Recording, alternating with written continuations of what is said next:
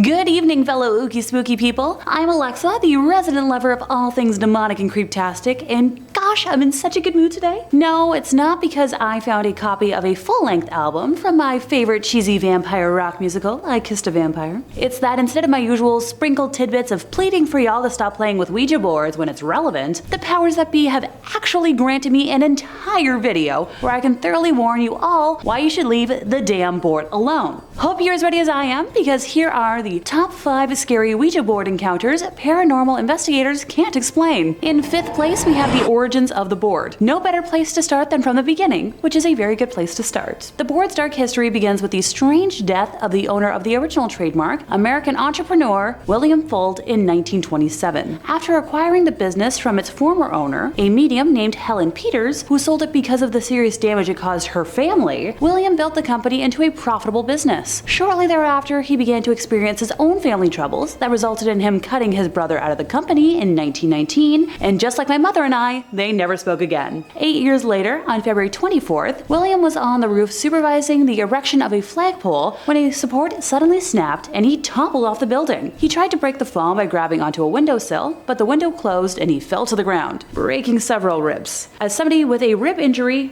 ouch. He should have survived, but the vehicle that was taking him to the hospital sent a splint of a cracked rib bone into his heart, killing him instantly. Well then, what a coinky-dink. After his death, William's children took over the company. Catherine and William A. Fuld ran the company until the youngest brother, Hubert, became president of William Fuld Incorporated in 1942. Now, Parker Brothers acquired the company and all of its assets in 1966. And finally, Hasbro took over Parker Brothers and with it, the Ouija board in 1991. Turns out, in 2008, during an attempt to market pink board games to girls, Hasbro released a very pink and girly limited edition version of the board. It's a good thing I never came across it as a kid, because I probably would have been so tempted to play with the board. Heck, I almost found myself tempted to check eBay for a listing today, but I don't trust myself enough to not spend too much money on it purely for the aesthetic. Okay, I lied, I did check eBay, but it would be like $200, and that is not in my budget. In 4th place, we have the board that wouldn't burn. Writer Brandy Flack has discussed openly how she and her friends played with the Hasbro branded Ouija board as teens purely out of young mind curiosity and rebellion. At the time, her uncle told tales about when weird stuff began to happen at his home. He and his wife decided to throw their Ouija board into a dumpster at a local gas station, but it magically reappeared at the house. For reference, the weird stuff included lights flashing all around Brandy's aunt's bedroom downstairs and her uncle's bedroom upstairs at the same time that woke them from sleep, but when her uncle looked out the window, there was no one outside, and an instance of a white rat appearing and disappearing happened from the aunt's bedroom. Brandy is positive that the home was haunted, and remembered that the pet cats that roamed the house weren't too fond of the environment, especially the aunt's room. Animals are usually much more sensitive than humans to spirits, just saying. Now, when it came time for Brandy to play with the board herself, she dabbled quite often with danger. Sometimes nothing would happen, other times she and her friends would receive messages from what they thought were spirits. One particular evening, she and a friend were playing, and the indicator started moving quickly in an erratic circle. Now, whoever, or whatever they were talking to, was perturbed, and upon asking what the message was that it wanted to get across, the board spelled out 911. Now, the attacks of September 11th, 2001 hadn't happened yet, but she and her friends knew that, you only call that number if something bad happened. So they panicked, immediately taking their hands off the indicator, making direct eye contact, grabbing the Ouija board in sync, running through the house, and throwing the thing in the backyard. While they panted after that run, they discussed how to dispose of the board and decided on burning it with what they had lying around, thankfully having a bunch of kerosene kicking around. They poured the flammable fluid on the board, lit a match, dropped it, and ran. And what do you know? The damn thing refused to burn. I'm not surprised. Brandy and her friend tried with multiple matches, and zilch. She played with it many times afterwards, experiencing instances of her boombox turning on by itself, stuff falling off shelves, and erratic, unintelligible messages. I'm no arsonist, but I've been known to play around with lighter fluid, and that stupid board should have gone up in flames easily.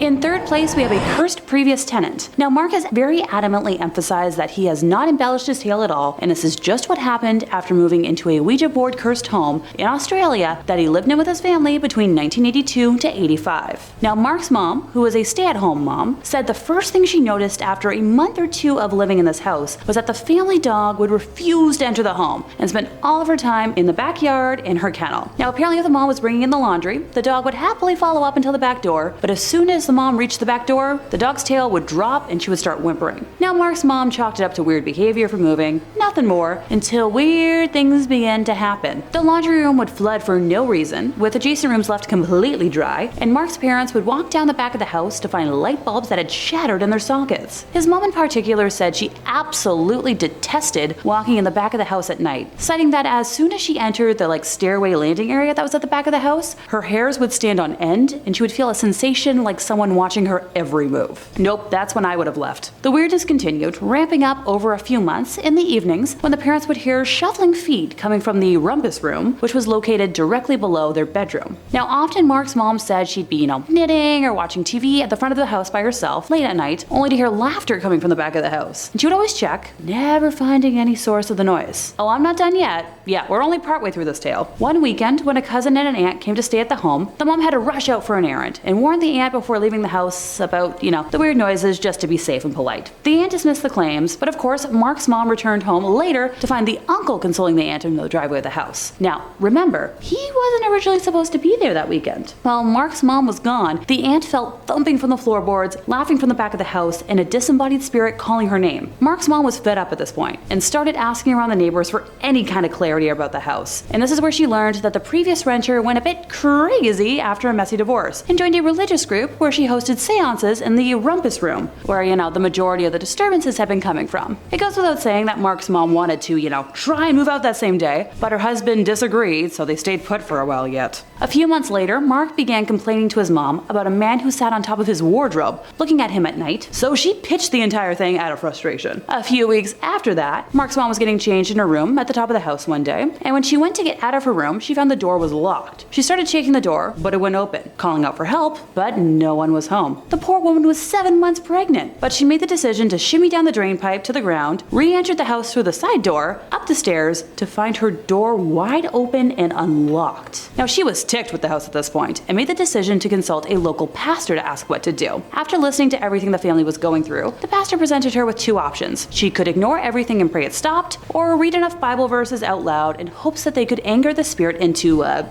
moving out. He warned her, though, that if they went with the second option, it might throw stuff around. He was quoted as saying, "Take it or leave it, and you might think I'm mad, but you have 2 to 3 demonic entities residing in the back of your house." This was the end of it for Mark's mom, who was already debating divorce from her husband and began packing up everything to move herself and her family out of there. The day before the family was about to finally leave, the mom was checking in on the youngest ward while she was sleeping in the nursery at the top of the house, and discovered that the bed that was supposed to have that ward was, empty. The window above the bed was wide open, and the fly screen behind it had its rubber seal hanging in the breeze, with the flap of the fly screen swinging in the breeze. Now underneath that window was an annex over the back door, which now had a huge dent in the fiberglass of it, and its supports were completely broken off. The tiny human was crawling around the backyard with the dog playing beside her. Completely panicked, the mom called the doctor, who confirmed the tiny human had a mild concussion.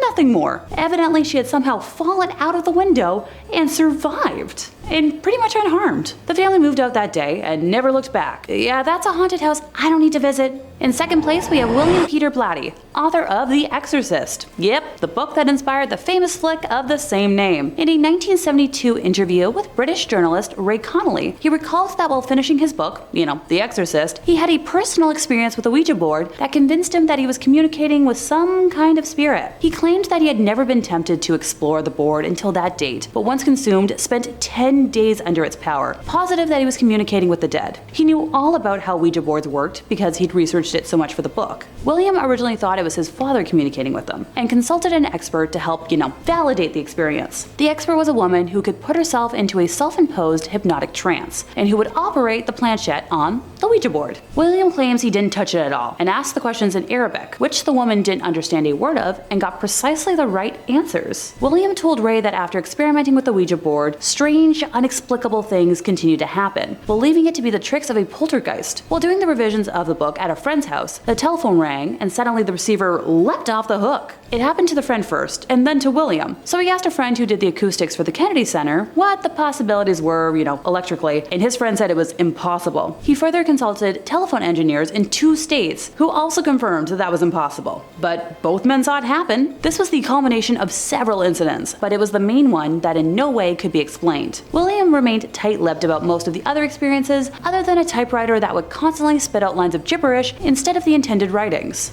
Yikes! In first place, we have the Ouija board recovered from the Donovan household. Now, this is a tale from the investigative files of Ed and Lorraine Warren, my favorite paranormal investigators. 15-year-old Patty Donovan came across the Ouija board and, decided to use it to find a friend. From the first yes in response to her queries, Patty was hooked. She spent months falling in love with a spirit she believed to be in love with her, telling it specifics about her everyday life. Now, obviously, she was pretty isolated, but oh well. After a year of telling all of her secrets to the board, Patty had become emotionally dependent on the spirit, asking it one night to reveal her future. During the very long session, it laid out a scenario of Patty's life for the next 6 years, providing specific details, right down to the date of birth of her first child, and the fact that she would have a total of 3 children by 1978, which is all information that would eventually prove to be true. Being as dependent as she was, on the evening of March 2nd, Patty now pleaded for the spirit to manifest. Please be true, my fake boyfriend. The next morning, her dad, Theodore Donovan, found the spark plug wires pulled out, the rubber hoses unfastened, and the fan belt cut when he attempted to start his car. Now, not much later, Patty attempted to start her car, and it was discovered later that the internal engine had been completely disassembled, somehow overnight, when nobody heard anything. That week, other incidents of apparent vandalism occurred around the Donovan house. Foundation shrubs were yanked out of the ground, roots and all. On the roof, a 6-foot cast iron pipe housing, electrical wires was found bent at a 90-degree angle. On Friday, March 8th, Ted marked 1 flat on the kitchen calendar. No sooner did Patty get her car back from the shop than one of her other tires lost air. The next Saturday, her father made the same entry on the calendar, although this time it seemed the tire had been cut with a sharp implement. In the meantime, Patty could no longer raise her invisible boyfriend on the Ouija board. Night after night, she tried to communicate, but the planchette would simply slide over to goodbye. She had no idea that her lovely boyfriend had actually manifested in the form of a supernatural vandal. Like, come on, buddy goes completely silent and your house starts being targeted by hell and you don't pick up on it? By the second week of March, material damage to the house and cars had become so extreme that Ted complained to the police, who assured him that they'd keep an eye on the property during night patrols. Later that second week, after work, Ted and his wife, Ellen, were sitting in the kitchen with their son Brian when all three heard something smash against a wall somewhere inside the house. Carefully moving to investigate, they found a gaping 18-inch hole in the plasterboard wall in Brian's room. Now, this hole wasn't any ordinary hole. The jagged edges were pointing inwards, with the blow coming from inside the walls. Yeah,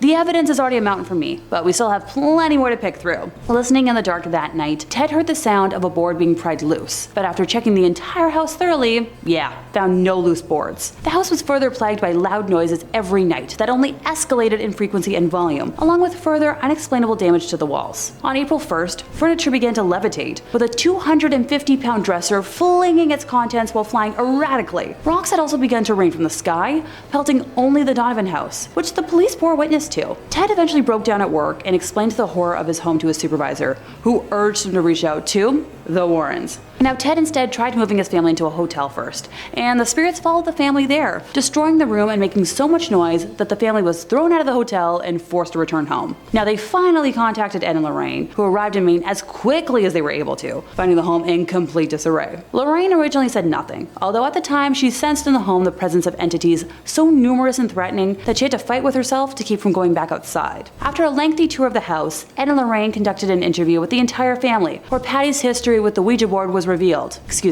About time! The Warrens then contacted the Catholic Church to begin the process for an exorcism to be granted, which sadly took a month. The family experienced many more unexplainable horrors during that time, but that alone could fill a whole top 5, and I don't have that kind of time. After the exorcism took place on May 2nd, the family was finally free of the demonic torment, but they were left with over $5,000 in damages to the home, which would be over $30,000 in today's money. Yay! So, anyone still feel possessed to play with a Ouija board? Well, after today's list, don't say I didn't thoroughly warn you. Do not play with Ouija boards. I can't think of any possible way to make my statement more clear, so I'm hoping the message got through to y'all. Be sure to let me know in the comments what you thought of today's video. And as always, don't forget to like, subscribe, and hit the bell for more demonic content from us here at Top 5 Scary Videos.